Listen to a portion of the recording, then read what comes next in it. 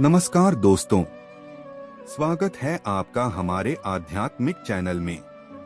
अर्जुन ने पूछा, हे केशव, मैं आपसे प्रकृति एवं पुरुष, क्षेत्र एवं क्षेत्रज्ञ और ज्ञान एवं ज्ञान के लक्ष्य के विषय में जानना चाहता हूँ।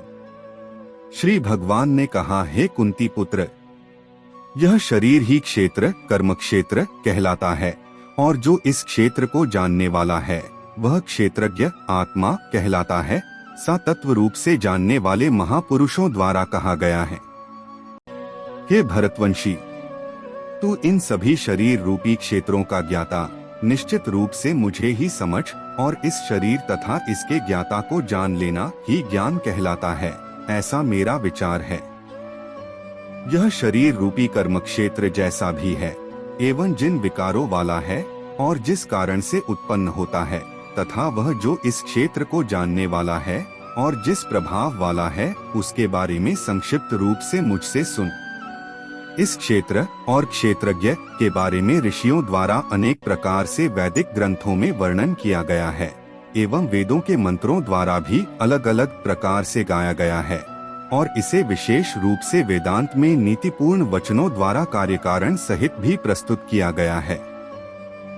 हे अर्जुन, यह क्षेत्र पंच महाभूत पृथ्वी, जल, अग्नि, वायु और आकाश, अहंकार, बुद्धि, प्रकृति के अव्यक्त तीनों गुण सत, रज और तम, 10 इंद्रियां, कान, त्वचा, आँख, जीभ, नाक, हाथ, पैर, मुख, उपस्थ और गुदा, एक मन, 5 इंद्रियों के विषय शब्द, स्पर्श, रूप, रस और गंध, इच्छा, द्वेष, सुख, दुहक, चेतना और धारणा वाला यह समूह ही विकारों वाला पिंड रूप शरीर है, जिसके बारे में संक्षेप में कहा गया है। विनम्रता, मान अपमान के भाव का न होना, दंभहीनता, कर्तापन के भाव का न होना, अहिंसा, किसी को भी कष्ट नहीं पहुंचाने का भाव, क्षमाशीलता, सभी अपराधों के लिए क्षमा करने का भाव, सरलता, सत्य को न छिपाने का भाव, पवित्रता, मन और शरीर से शुद्ध रहने का भाव, गुरु भक्ति, श्रद्धा सहित गुरु की सेवा करने का भाव, दृढ़ता, संकल्प में स्थिर रहने का भाव और आत्मसंयम, इंद्रियों को वश में रखने का भाव। इंद्रिय विषयों शब्द, रूप, रस, गंध, स्पर्श के प्रति वैराग्य का भाव, मिथ्या अहंकार, शरीर को स्वरूप समझना न करने का भाव, जन्म, मृत्यु, बुढ़ापा, रोग, दुहक और अपनी बुराइयों का बार बार चिंतन करने का भाव। पुत्र, स्त्री, घर और अन्य भौतिक वस्तुओं के प्रति आसक्त न होने का भाव, शुभ और अशुभ की प्राप्ति पर भी निरंतर एक समान रहने का भाव। मेरे अतिरिक्त अन्य किसी वस्तु को प्राप्त न करने का भाव, बिना विचलित हुए मेरी भक्ति में स्थिर रहने का भाव, शुद्ध एकांत स्थान में रहने का भाव और सांसारिक भोगों में लिप्त मनुष्यों के प्रति आसक्ति के भाव का न होना, निरंतर आत्मस्वरूप में स्थित रहने का भाव और तत्वस्वरूप परमात्मा से साक्षात्कार करने का भाव, यह सब तो मेरे द्वारा ज्ञान कहा गया है और इनके अतिरिक्त जो भी है वह अज्ञान है। हे अर्जुन, जो जानने योग्य है अब मैं उसके विषय में बतलाऊंगा, जिसे जानकर मृत्यु को प्राप्त होने वाला मनुष्य अमृत तत्व को प्राप्त होता है, जिसका जन्म कभी नहीं होता है, जो कि मेरे अधीन रहने वाला है, वह न तो करता है और न ही कारण है, उसे परमब्रह्म परमात्मा कहा जाता है। भगवान कृष्ण ने हमें सिखाया है कि नफरत से ज्यादा महत्वपूर्ण प्रेम और सहानुभूति है। जैसे उन्होंने राक्षसों और असुरों के साथ भी दया और प्रेम का व्यवहार किया, वैसे ही हमें भी दूसरों के प्रति अपनी भावनाओं को सकारात्मक रखना चाहिए। खुद को जानो। भगवान कृष्ण ने गीता में कहा है, जो स्वयं को जानता है वही सच्चा ज्ञान प्राप्त कर सकता है। इसका मतलब है कि हमें पहले खुद को जानना और समझना चाहिए। अपनी शक्तियों और कमजोरियों को पहचान कर ही हम अपने जीवन को सही दिशा में ले जा सकते हैं। हर मुश्किल के पीछे एक मौका छिपा होता है। कभी कभी जीवन में मुश्किलें आती हैं, लेकिन भगवान कृष्ण ने हमें सिखाया है कि हर मुश्किल के पीछे एक अवसर छिपा होता है।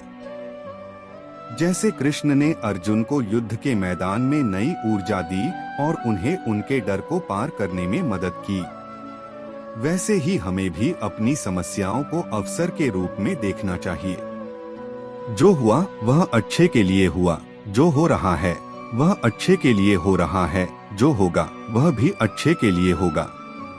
आत्मा अजर, अमर और अविनाशी है, अर्थात आत्मा को न जलाया जा सकता है, न काटा जा सकता है।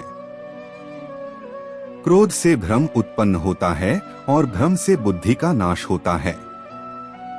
मनुष्य अपने विश्वास से निर्मित होता है, अर्थात जैसा वह विश्वास करता है वैसा ही वह बन जाता है। जो व्यक्ति संदेह करता है उसे न तो इस लोक में सुख मिलता है और न ही परलोक में। श्री कृष्ण कहते हैं, हे अर्जुन, मैं तुझे अब वह परम गोपनीय ज्ञान बताने जा रहा हूँ जिसे जानकर तू संसार के अशुभ बंधनों से मुक्त हो जाएगा। श्री कृष्ण कहते हैं, यह ज्ञान सभी विद्याओं का राजा, सभी गोपनीयताओं का राजा, अति पवित्र, अति उत्तम, प्रत्यक्ष फल वाला, धर्मयुक्त, साधन करने में सुखदायी और अविनाशी है। जो लोग मेरी परम सत्ता को नहीं जानते वे मुझे मनुष्य रूप में देख तुच्छ समझते हैं और मेरी दिव्य सत्ता को पहचान नहीं पाते। हे पार्थ, दैवी प्रकृति से युक्त महात्मा लोग मुझे अनन्य भाव से भजते हैं, मुझे भूतों के आदि और अविनाशी कारण के रूप में जानते हुए। जो लोग मुझे अनन्य भाव से ध्यान करते हैं मैं उनके योग और भलाई की रक्षा करता हूँ। श्री कृष्ण कहते हैं, जो भक्त श्रद्धा पूर्वक मुझे पत्र, पुष्प, फल या जल अर्पित करते हैं मैं उन्हें प्रेम पूर्वक स्वीकार करता हूँ। यदि कोई अत्यंत पापी भी मेरी अनन्य भक्ति करता है तो वह साधु ही माना जाएगा, क्योंकि उसने सही मार्ग अपनाया है।